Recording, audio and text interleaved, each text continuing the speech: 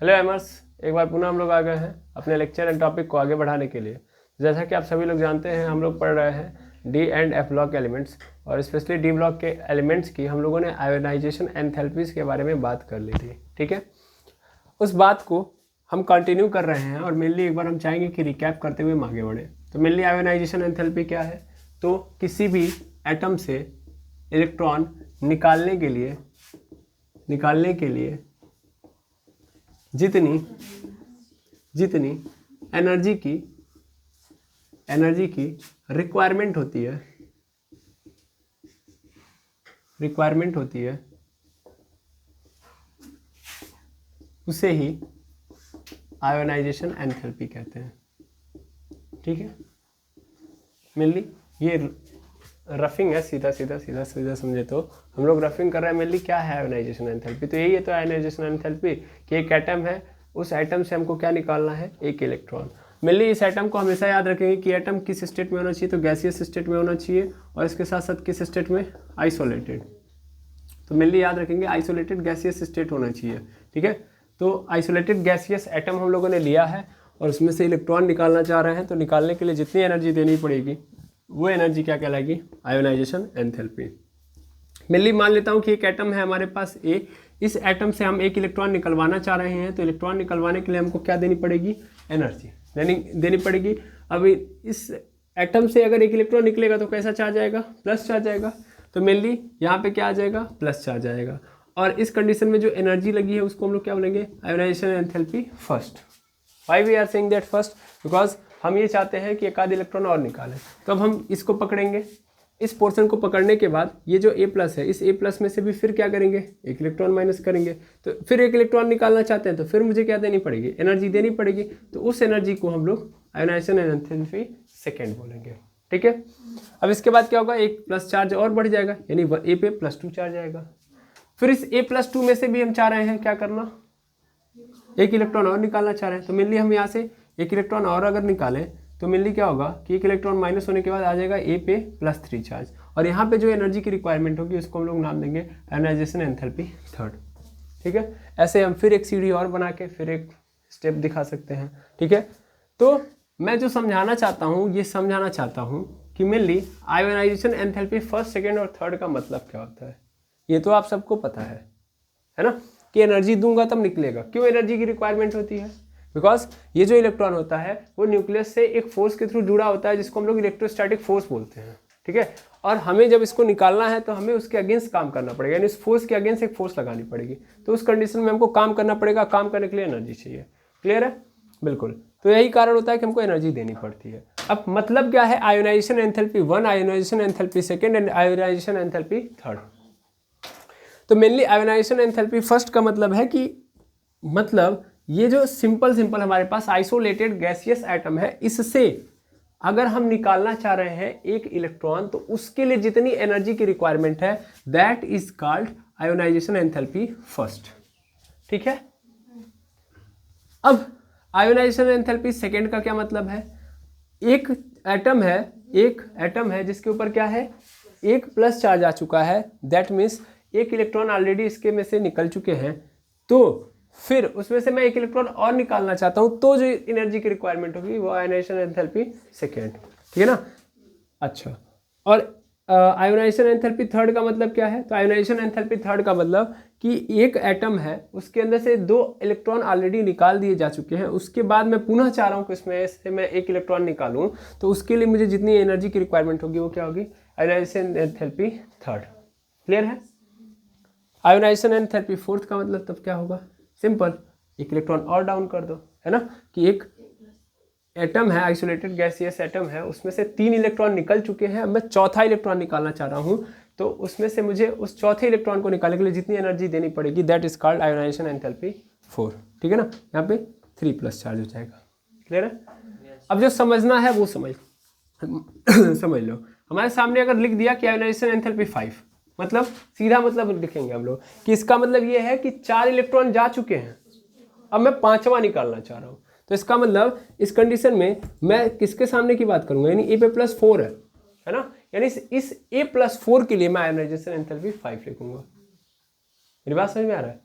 Ionisation enthalpy second, quick answer. इसका मतलब किसके सामने आएगा, किसको देनी है हमको, ए पे +1, yes or no. Ionization enthalpy 6 मतलब क्या है, किसको एनर्जी देनी है, ए पे +5, ये मतलब समझ लीजिएगा, ठीक है ना, क्लियर, बिल्कुल।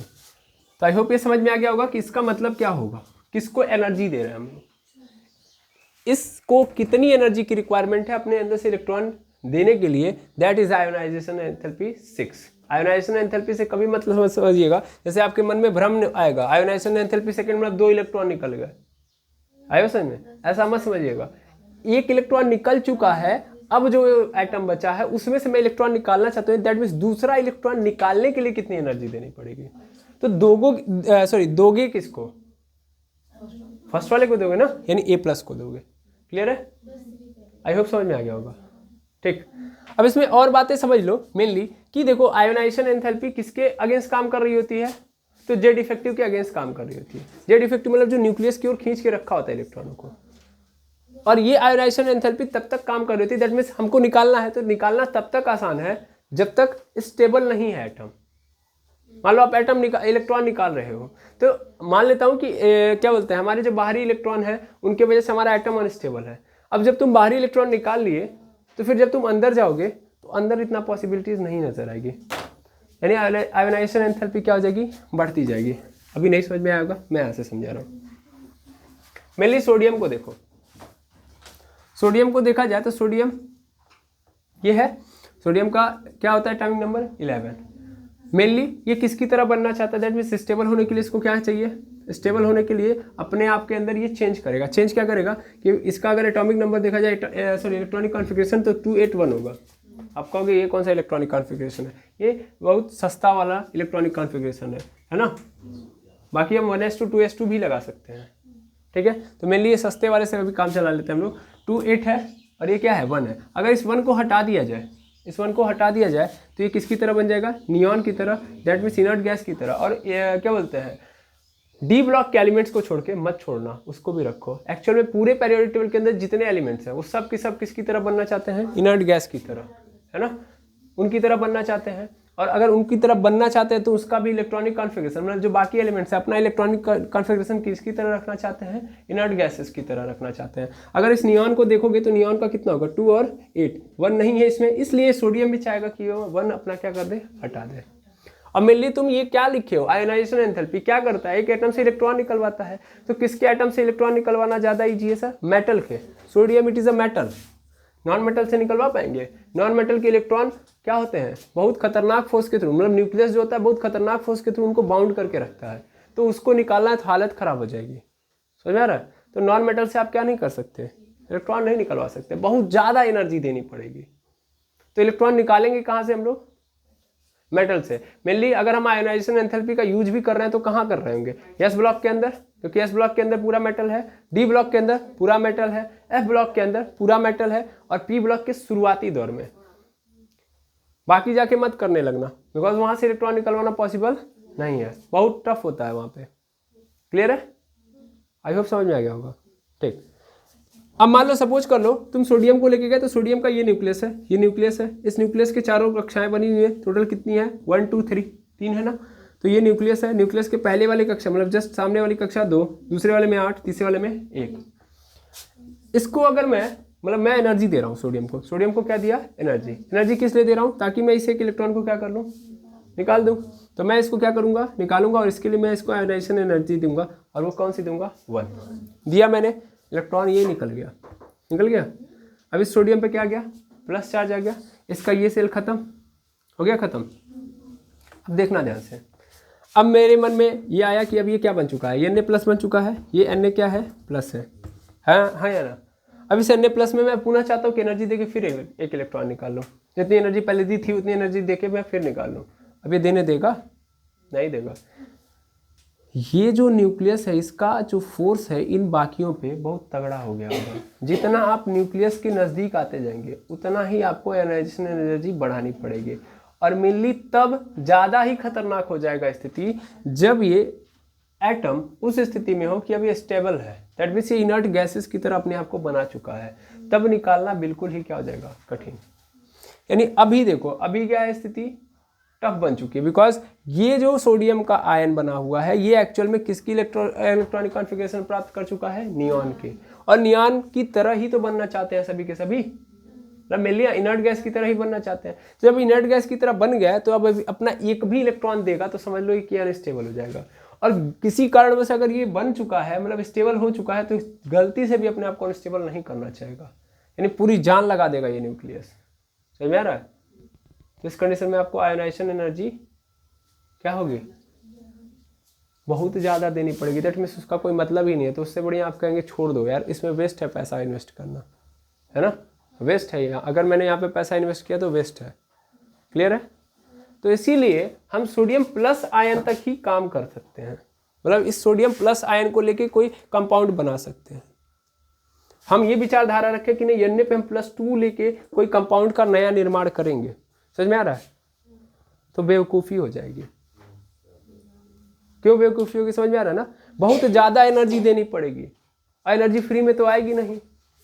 क्या मेरी बात समझ पा रहे हैं? अच्छा देखिए नीचे कहानी, मतलब ये नीचे लाइनिंग आ रही है ये वाली, हाँ 4 लोग हाँ कह रहे हैं, 2 लोग ना कह रहे हैं, नहीं आ रही है।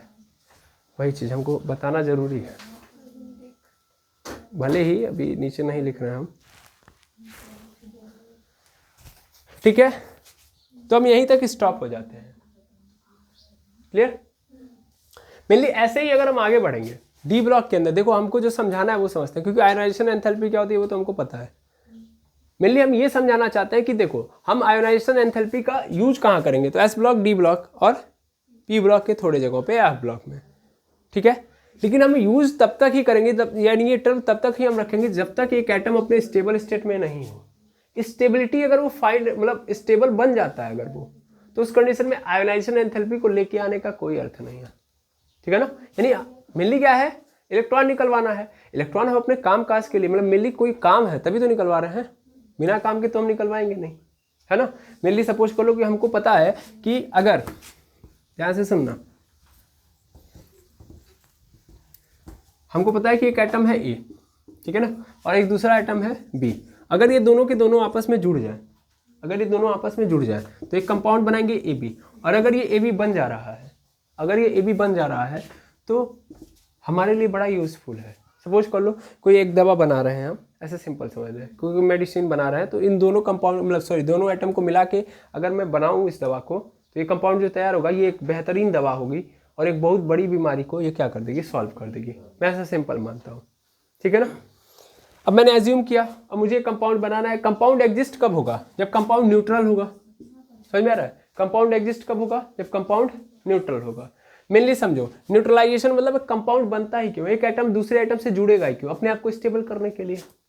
मेरी बात समझना, ये दोनों जुड़ के इस तरीके से रहेंगे तभी रहेंगे जब ये दोनों एक दूसरे के साथ स्टेबल हैं, अस्थाई हैं, है ना। 2 लोग एक साथ कैसे रहेंगे भाई, जब उनकी आपस में बनेगी, विचारधाराएं मिलेंगी। समझ में आ रहा है? मेरी बात समझ पा रहे हैं? तो मुझे कंपाउंड बनाना है, इन दोनों को एक साथ रखना है। अब स्टेबिलिटी का फंडा समझिएगा, ये स्टेबल कब होगा, ये स्टेबल तब होगा जब ये 2 इलेक्ट्रॉन दे दे। 2 इलेक्ट्रॉन क्या कर दे, दे दे।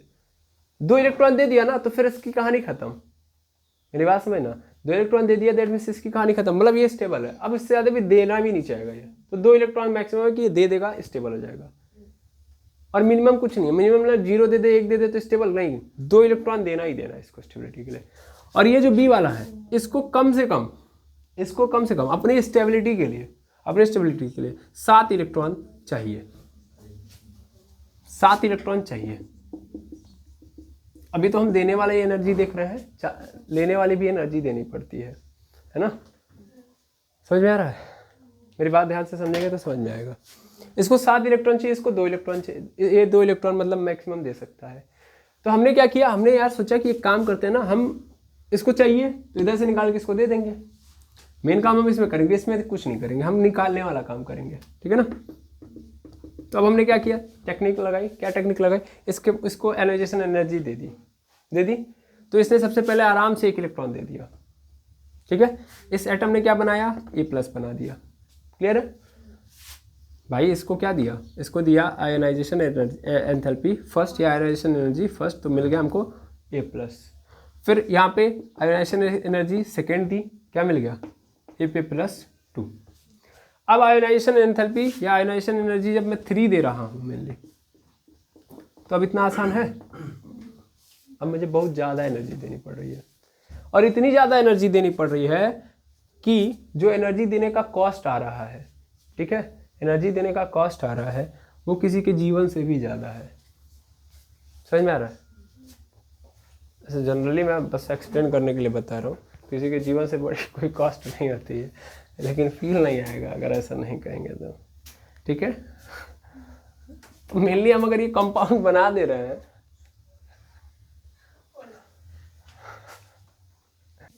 तो मेनली हम अगर ये कंपाउंड बना भी दें तो कोई बेनिफिट होगा नहीं, मतलब जितना इसकी रिक्वायरमेंट मतलब हम देंगे इतनी ज़्यादा एनर्जी की ज़रूरत है, जिससे कंपाउंड अगर बन भी गया तो उस व्यक्ति के लिए कोई लाभदायक नहीं है, ठीक है ना। मेरी बात समझ में आ रही है? ठीक। तो मेनली इस कंपाउंड को बनाना मतलब इसका जितना यूज़ था उससे कई गुना ज़्यादा रिक्वायरमेंट है इसकी एनर्जी की, तो इसलिए हम यहाँ पे देख रहे हैं कि अब यहाँ पे खत्म हो गई, मतलब मैक्सिमम ये यहीं तक स्टेबल मान लिया जाएगा, यानी हम यहीं तक एनर्जी देंगे, बेवकूफ़ी बिल्कुल नहीं करेंगे आगे, ठीक है। इस कॉन्सेप्ट को भूलिएगा मत कि आयोनाइजेशन एंथैल्पी वाला केस समझ चुके हैं, एनर्जी मिल चुकी है कि एनर्जी देंगे इलेक्ट्रॉन निकलवा लेंगे, तो एक केस तक ही निकलवाएगा, उसके बाद बेवकूफ़ी वाला काम नहीं। क्लियर है? क्लियर कट रहना चाहिए। अब डी ब्लॉक एलिमेंट्स की बात करें अगर हम लोग, तो डी ब्लॉक एलिमेंट्स जो होते हैं वो कब तक स्टेबल माने जाते हैं, तो उनके दो केसेस चलते हैं। जैसे बाकी को देखा जाए एस ब्लॉक के, पी ब्लॉक के, इन सभी एलिमेंट्स को देखा जाए तो मेनली ये जो मतलब होते हैं लोग, ये एक्चुअल में क्या करते हैं, इनर्ट गैस को फॉलो कर रहे होते हैं। समझ में आ रहा है? वो लोग क्या करते हैं, इनर्ट गैस को फॉलो कर रहे होते हैं कि हमारे अंदर से इलेक्ट्रॉन निकालो, उतना निकालो जितने में हम किसके बराबर हो जाए, इनर्ट गैस की तरह। भाई निकालना तो पड़ेगा बिकॉज मेटल है ये सब, तो मेटल के अंदर से निकालेंगे ही हम। तो मेनली हम निकाल रहे हैं यानी आयोनाइजेशन एनर्जी यूज कर रहे हैं, लेकिन वो कहता है कि तब तक ही यूज करना जब तक हम क्या ना बन जाए, इनर्ट गैस ना बन जाए। मेनली हम लोग यूज ही इसीलिए कर रहे हैं। आयोनाइजेशन एनर्जी आई क्यों, ताकि एक एटम को स्टेबल कर सके, उसके अंदर से जो इलेक्ट्रॉन निकालने वाला प्रोपोर्शन है उसको हम निकाल पाए एनर्जी देके, ताकि हम उसको स्टेबल कर पाए। क्या मेरी बात समझ में आ रही है? ये बहुत गहराई में उतर के हम बात कर रहे हैं। अब अगर सीढ़ी नहीं मिली तो हम ऊपर नहीं चढ़ पाएंगे, ये भी ध्यान दीजिएगा, क्योंकि बहुत ज़्यादा गहराई है, उतनी लंबी सीढ़ी भी नहीं मिलेगी, तो समस्या क्रिएट हो सकती है। इन समस्या को हम आगे बढ़ा देंगे, हम ऊपर जाएंगे ही नहीं, हम सीधे वहीं सुरंग बनाएंगे, आगे निकल लेंगे, ठीक है। तो मेनली आयोनाइजेशन एंथैल्पी को फील कर पा रहे हैं, आयोनाइजेशन एनर्जी फील कर पा रहे हैं, क्या है, क्यों आखिर आई है, ताकि एक एटम के अंदर से इलेक्ट्रॉन निकलवाया जा सके और उसको स्टेबल बनाया जा सके।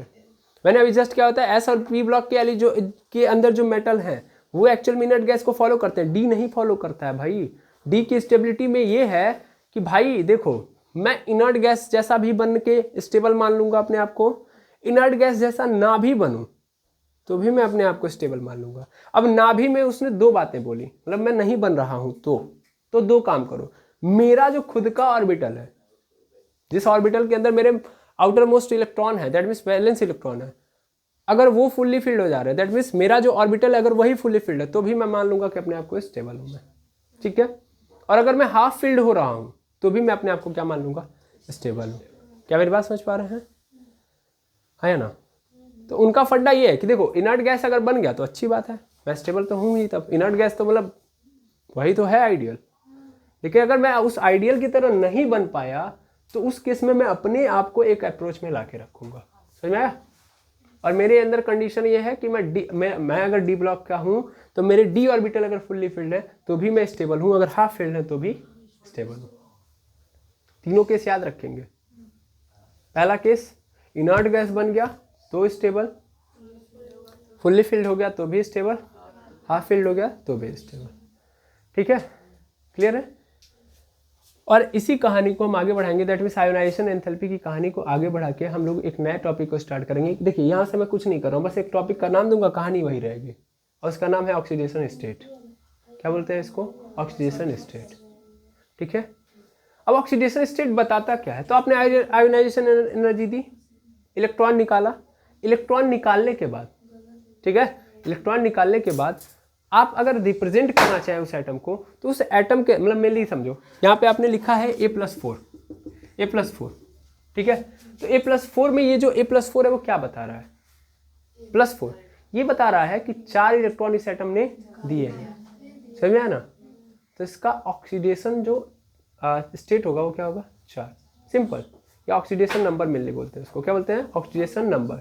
ऑक्सीडेशन स्टेट मत बोलिएगा, ऑक्सीडेशन नंबर बोलिए। तो what is the means of oxidation number, कि एक एटम कितना चार्ज दे रहा है या कितना ले रहा है, मतलब दैट मीन्स कितना इलेक्ट्रॉन निकाल रहा है, कितना, दैट मीन्स इलेक्ट्रॉनों की स्थिति को दिखाता है कि एक एक एटम है वो अपने आप को स्टेबल करने के लिए क्या फंडा आजमा रहा है।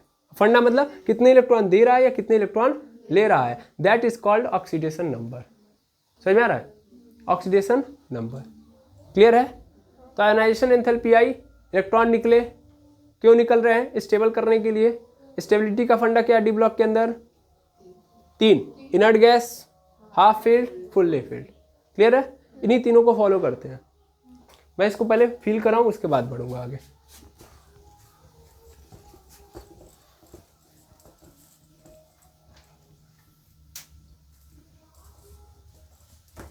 देखिएगा आगे,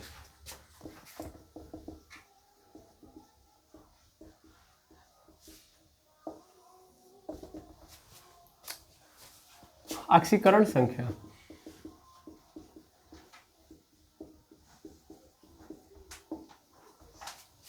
देखिएगा।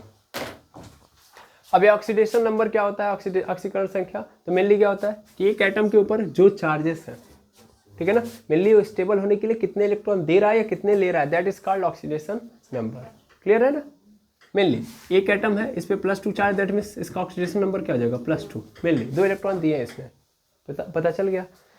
एक एटम है उसके ऊपर -3 है, दैट मीन्स -3, ऑक्सीडेशन नंबर -3। तो मेनली ऐसे लिख दिया, that is called oxidation number, clear है। यही होता है फंडा, इसके अलावा कुछ करना ही नहीं है आपको।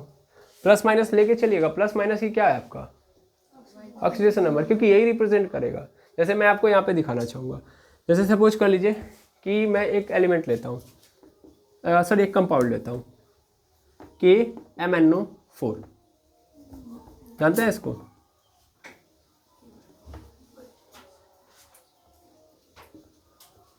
पोटेशियम पर मैग्नेट, ठीक है ना। अब KMnO4 है, आपको ये बताइए K का पता है ऑक्सीडेशन नंबर कितना होता है, K कितना इलेक्ट्रॉन डोनेट करता है या एक्सेप्ट करता है। सर ये क्या है, ये it is a metal, metal है तो क्या करेगा, लेगा कि देगा, देगा सर। कितने पे होता है स्टेबल, एक दे देगा तो होगा। अभी नहीं पता है तो कोई बात नहीं, बस वैसे जनरली मैं दे रहा हूँ, आगे तो मैं सब बता दूंगा। तो K पे +1 आएगा।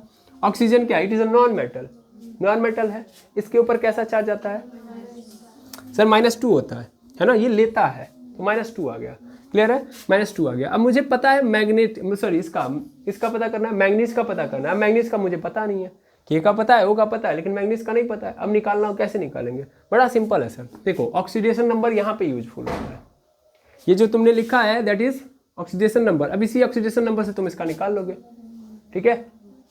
तो मेनली करोगे क्या, मेनली ये भी क्या है, इट इज अ एटम है ना, ये भी क्या है, एटम है। अच्छा मुझे पता है कि सब ले दे के आंसर क्या मिलने वाला है मुझे, 0, आंसर तो मुझे 0 ही मिलेगा ना। टोटल पे अगर मैं देखूं ऑक्सीडेशन नंबर क्या मिलेगा मुझे, 0, टोटल का ऑक्सीडेशन नंबर 0, K का ऑक्सीडेशन नंबर 1, O का -2, लेकिन टोटल का 0।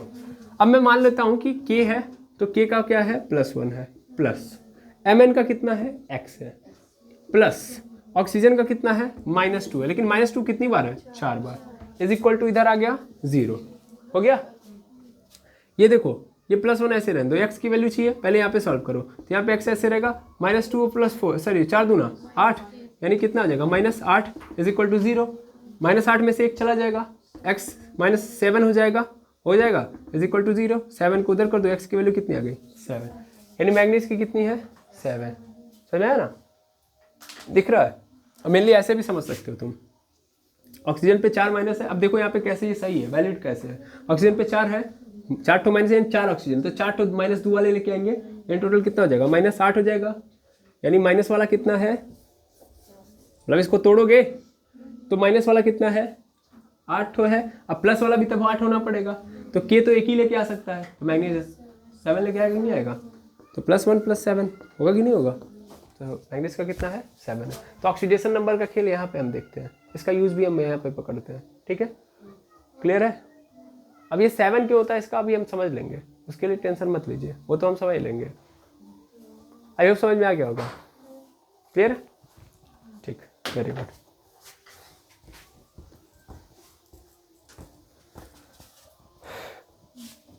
अब मैं ऑक्सीडेशन नंबर यहाँ पे जानता हूँ क्या होता है, तो मेनली जो चार्ज होता है that is called oxidation number. तो number of charges is equal to oxidation number. भूलेंगे नहीं ना, बिल्कुल नहीं भूलेंगे। कितने चार्जेस हैं उसी को हम लोग ऑक्सीडेशन नंबर बोलेंगे। हाँ, याद रखेंगे, पॉजिटिव है तो प्लस लिखेंगे, माइनस है तो माइनस। ठीक है ना। मेनली एक बात भी याद रखोगे कि केवल नंबर लिख दोगे तो भी काम चल जाएगा, लेकिन ये सिम्बलाइज करना पड़ेगा। और वो सिम्बलाइज इसलिए करना पड़ेगा कि अगर आप नहीं समझदार हो तब, समझदार हो तो आपको एलिमेंट्स पहचानने आ रहे होंगे। मेटल है कि नॉन मेटल, तो मेटल होगा तो प्लस और नॉन मेटल होगा तो माइनस। ठीक है ना। तो यहाँ पे लिख दीजिएगा फॉर मेटल क्या होगा पॉजिटिव चार्ज, और for non metal negative charge. ठीक है, निगेटिव चार्ज। मैं कहानी को आगे बढ़ाऊं, बिल्कुल। अब आगे अगर मैं बढ़ाऊंगा तो अच्छा टाइम भी हो गया, कहानी को बहुत ज़्यादा आगे नहीं बढ़ा सकते। ठीक है, तो हम लोग पीरियोडिक टेबल बनाएंगे सबसे पहली बात। और पीरियोडिक टेबल में हम लोग पहले सभी ब्लॉक्स का, सभी ग्रुप्स का बारी बारी देखेंगे। देखो डी ब्लॉक का ऑक्सीडेशन नंबर मैं पहले लिख देता हूँ इतना, नोट। एस ब्लॉक का फिक्स होता है, और क्या बोलते हैं पी ब्लॉक के अंदर जो मेटल है उनका भी फिक्स होता है, और लगभग जितने हैं सबका फिक्स होता है। ठीक है, एस पी में। लेकिन डी में वेरी करता है, वेरिएशन बहुत तगड़ा आपको देखने के लिए मिलेगा। उस वेरिएशन का कारण क्या है इसको हम नेक्स्ट क्लास में समझेंगे, क्योंकि वही मिस्ट्री है उस पूरे डी ब्लॉक के एलिमेंट्स को हम लोग क्यों नहीं समझ पाए आज तक। कारण क्योंकि वेरिएशन बहुत तगड़ा है, और आज तक हम ये नहीं समझ पाए कि वो वेरिएशन हो क्यों रहा है ना। तो समझ लीजिए कि ये ऑक्सीडेशन नंबर आपको डी ब्लॉक के अंदर डी ब्लॉक एलिमेंट्स के अंदर की जो कहानी है वो पूरी निचोड़ करके देगा ऑक्सीडेशन नंबर। तो बहुत ही इंपॉर्टेंट टॉपिक है, और डी ब्लॉक के एलिमेंट्स को आप वहाँ से कनेक्ट कर लोगे, क्योंकि आज तक आप सिर्फ और सिर्फ इसके कंपाउंड देखे हो और केवल डरे हो। समझ में आया ना। आप लोगों ने देखिए, मैं ज़्यादा नहीं बोलूँगा, सिर्फ इतना बोलूँगा कि आपने एफ को कभी +2 के साथ देखा है, तो एफ को कभी +3 वाले में पोर्शन में भी देखा है।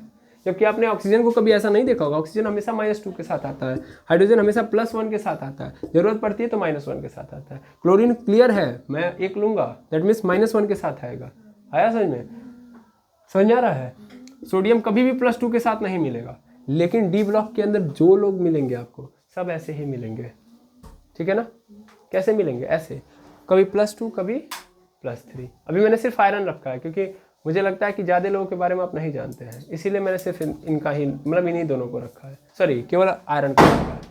तो इनको जरूर देखा होगा आप लोगों ने अपने जीवन काल में। तो ऐसा क्यों होता है ये सब कुछ क्लियर करेंगे हम लोग नेक्स्ट क्लास में। बाकी एक एक ग्रुप को हम लोग डिफाइन कर रहे होंगे।